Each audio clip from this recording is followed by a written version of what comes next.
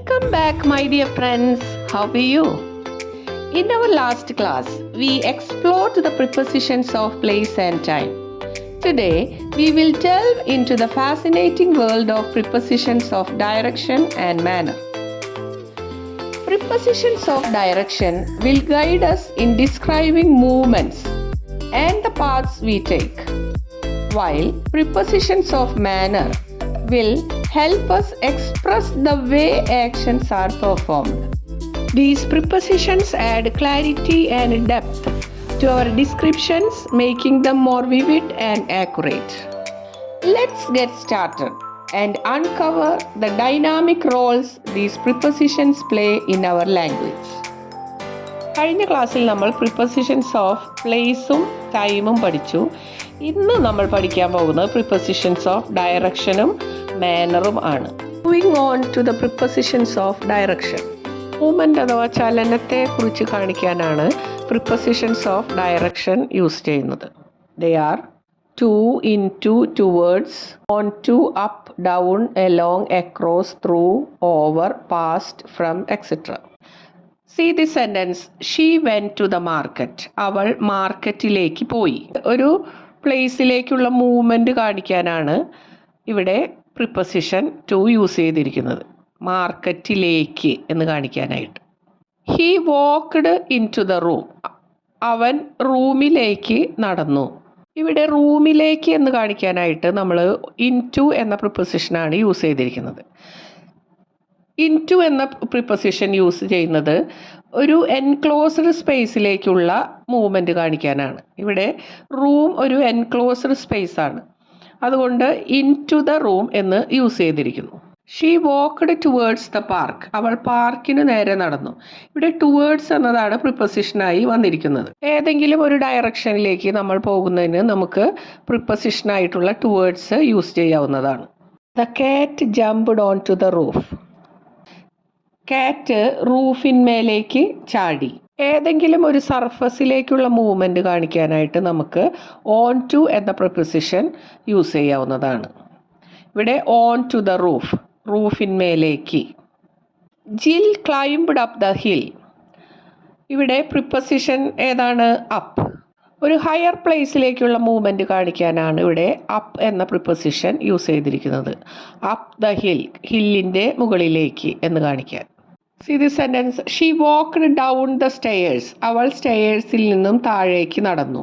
അതായത് ഒരു ലോവർ പ്ലേസിലേക്ക് പോകുന്നത് കാണിക്കാനായിട്ട്, അത് താഴേക്ക് പോകുന്നത് കാണിക്കാനായിട്ട് നമുക്ക് ഡൗൺ എന്ന പ്രിപ്പൊസിഷൻ യൂസ് ചെയ്യാവുന്നതാണ്. We walked along the river.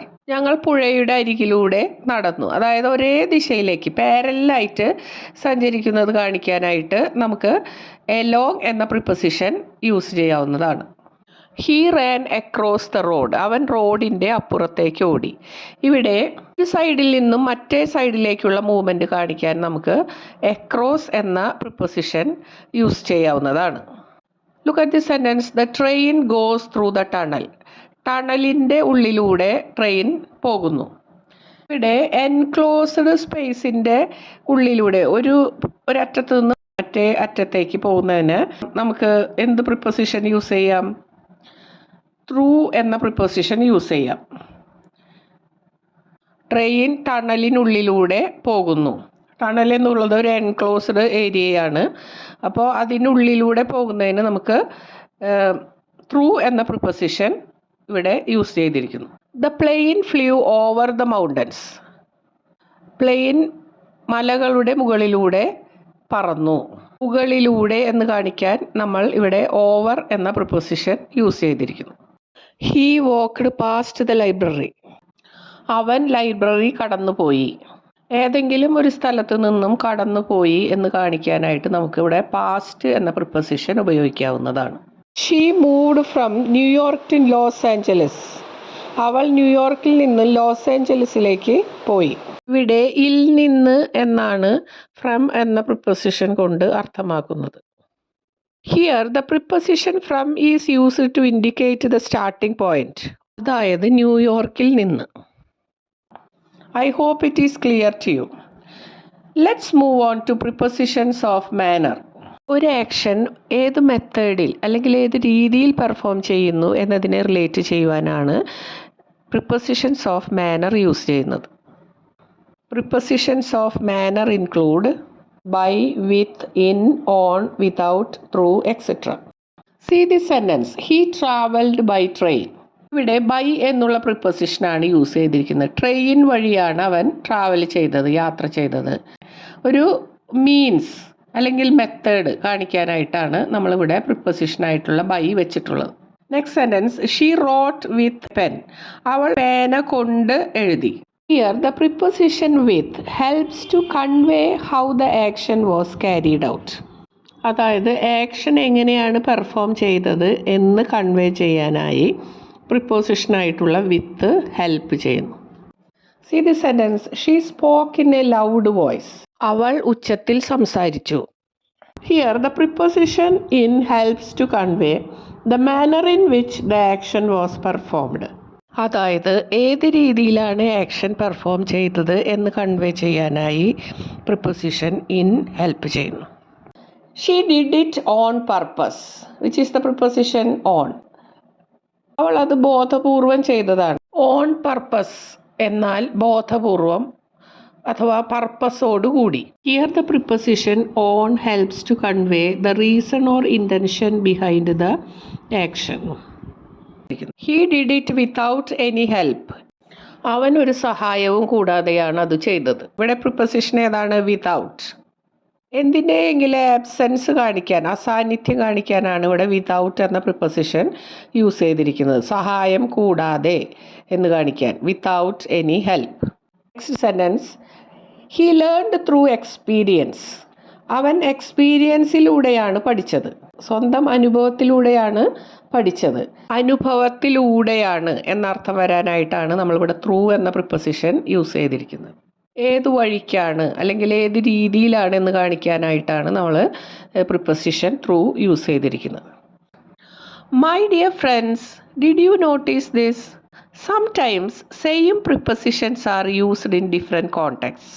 Let us see some examples. See this sentence. The book is on the table. Book മേശപ്പുറത്താണ്. ഇവിടെ ഓൺ എന്ന പ്രിപ്പൊസിഷനിലൂടെ ഒരു പ്ലേസ് അല്ലെങ്കിൽ ലൊക്കേഷനാണ് സൂചിപ്പിക്കുന്നത്. അതുകൊണ്ട് തന്നെ ഇത് പ്രിപ്പൊസിഷൻ ഓഫ് പ്ലേസ് എന്ന കാറ്റഗറിയിലാണ് പെടുന്നത്. The event is on Monday. Event Monday ആണ് നടക്കുന്നത്. ഇവിടെ ഓൺ മൺഡേ, മൺഡേയിൽ എന്ന് കാണിക്കാനായിട്ട് ഓൺ വെച്ചിരിക്കുന്നു. ഇവിടെ ഓൺ എന്ന പ്രിപ്പൊസിഷനിലൂടെ ഒരു ടൈം റെഫറൻസ് ആണ് കാണിക്കുന്നത്. അതുകൊണ്ട് തന്നെ ഇത് പ്രിപ്പൊസിഷൻസ് ഓഫ് ടൈം എന്ന കാറ്റഗറിയിലാണ് വരുന്നത്. She is at the door. At the door, അവൾ ഡോറിൻ്റെ അടുത്താണ്. ഇവിടെ അറ്റ് ദ ഡോർ ഒരു ലൊക്കേഷനാണ് സൂചിപ്പിക്കുന്നത് പ്രിപ്പൊസിഷനിലൂടെ. അതുകൊണ്ട് തന്നെ ഇത് പ്രിപ്പൊസിഷൻ ഓഫ് പ്ലേസ് ആണ്. The meeting starts at 10 AM. ഇവിടെ അറ്റ് 10 AM എന്നതുകൊണ്ട് ഉദ്ദേശിക്കുന്നത് ഒരു ടൈം റെഫറൻസ് ആണ്. മീറ്റിംഗ് 10 മണിക്കാണ് സ്റ്റാർട്ട് ചെയ്യുന്നത്. അതുകൊണ്ട് തന്നെ ഇവിടെ അറ്റ് എന്ന പ്രിപ്പൊസിഷൻ ഓഫ് ടൈം ആണ്. He is in the room. അവൻ റൂമിലാണ്. റൂമിലാണ്, ഇൻ ദ റൂം. അത് ഇവിടെ ഒരു ലൊക്കേഷനാണ് കാണിക്കുന്നത്. അതുകൊണ്ട് തന്നെ ഇൻ എന്നുള്ള പ്രിപ്പൊസിഷൻ ഏത് കാറ്റഗറിയിലാണ് പെടുന്നത്? Preposition of place. She was born in June. അവൾ ജൂണിലാണ് ജനിച്ചത്. ഇവിടെ ഇൻ ജൂൺ, ജൂണിൽ ഒരു ടൈം റെഫറൻസ് ആണ്. അതുകൊണ്ട് തന്നെ ഇത് പ്രിപ്പൊസിഷൻ ഓഫ് ടൈം ആണ്. He travelled by car. അവൻ കാറിലാണ് ട്രാവൽ ചെയ്തത്. അവൻ കാറിലാണ് യാത്ര ചെയ്തത്. എങ്ങനെ യാത്ര ചെയ്തു? ഏത് രീതിയിൽ? കാറിൽ. അത് കാണിക്കാനായിട്ട് ബൈ എന്ന് വെച്ചിരിക്കുന്നു. ഇവിടെ പ്രിപ്പൊസിഷൻ ബൈ എന്നത് പ്രിപ്പൊസിഷൻ ഓഫ് മാനർ എന്ന കാറ്റഗറിയിൽ പെടുന്നു. Please submit the report by Friday. ദയവായി റിപ്പോർട്ട് വെള്ളിയാഴ്ചയ്ക്കകം സമർപ്പിക്കുക. വെള്ളിയാഴ്ചയോ അല്ലെങ്കിൽ അതിനു മുന്നായിട്ട് സമർപ്പിക്കുക. ഇവിടെ ബൈ ഫ്രൈഡേ എന്നുള്ളത് ഒരു ടൈം റെഫറൻസ് ആണ്. അതുകൊണ്ട് ഇത് പ്രിപ്പൊസിഷൻ ഓഫ് ടൈം എന്ന കാറ്റഗറിയിൽ പെടുന്നു. These examples illustrate how prepositions function depending on their context. I hope it is clear to you. My dear friends, with this I am winding up today's class. Thank you all for your active participation in today's class on prepositions.